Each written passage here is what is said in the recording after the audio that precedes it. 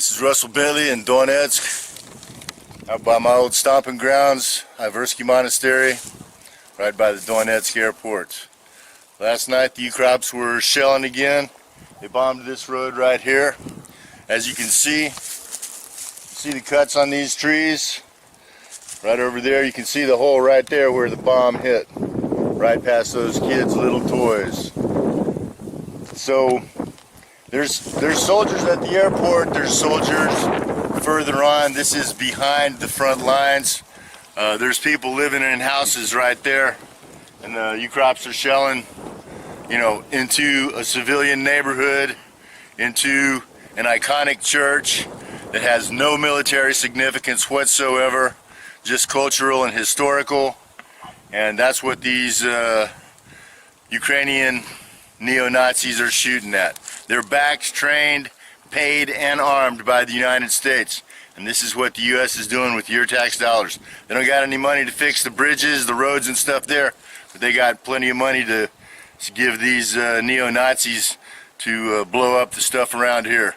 So just understand that when they say, oh, we're going to send back the boats, and they didn't, that wasn't a peace gesture. What that was them understanding that if they sent those boats into the Black Sea and they fired one shot, that they would be at the bottom of the sea within the hour. That was not a gesture of peace. It was a gesture of fear, and well-founded at that, because they never would have made it out of there if they'd ever started shooting from the Black Sea. So understand, when Biden says, oh, let's have a face-to-face summit in a neutral country, that's more bullshit. Because first of all, why does Putin waste his time talking to a guy that can't even put a coherent sentence together? Biden is a senile, old degenerate. His mind is gone. He's not qualified to be a taxi driver. Putin's got nothing to say or nothing to hear from a clown like that. So the other reason that they really want him to try and get somewhere else is so either they can kill him, poison him, or shoot down his plane, or they can start some shit while he's outside of Moscow, just like they did when they started the whole Maidan coup, when he was in Sochi being distracted by the Olympics back then, if you remember, 2014. I do. But these Ukrops, they're still shelling right here, right now. This is basically a free fire zone. I live on the other side of Donetsk, the whole other side of the city, Petrovsky district, and when I was leaving home to come here, there was an artillery duel going on. So, they say, oh, peace, de-escalation, blah, blah, blah. Yeah, right. We hear it every day, every night.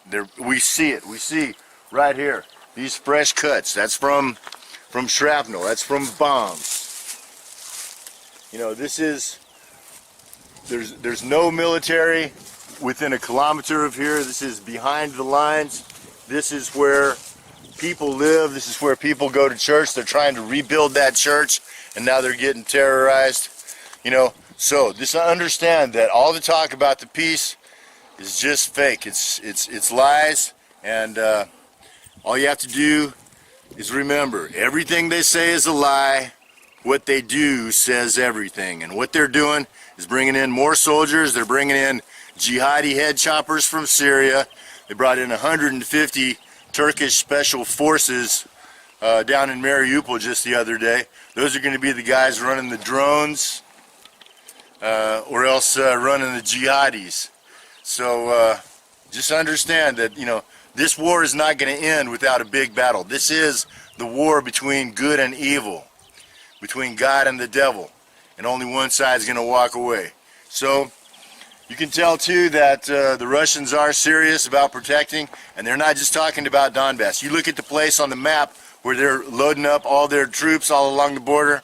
It ain't just in Donbass, my friends. It's all the way up to Kiev, and that's where we're going when this war kicks off. And sooner or later, it's got to kick off. So people around here, as much as we hate war, we're about ready to see it be over with, and we have to have one big fight before it's over with. Then let's get it on. So understand that the truth is the war is coming. Everybody here knows it. Everybody that's going to be in it is preparing for it, and so that's reality. This is Tejas in Donbass, Russell Bentley in Donetsk, saying good luck to all good people. May God protect the innocent, and may the rest of us get everything we deserve. Davai.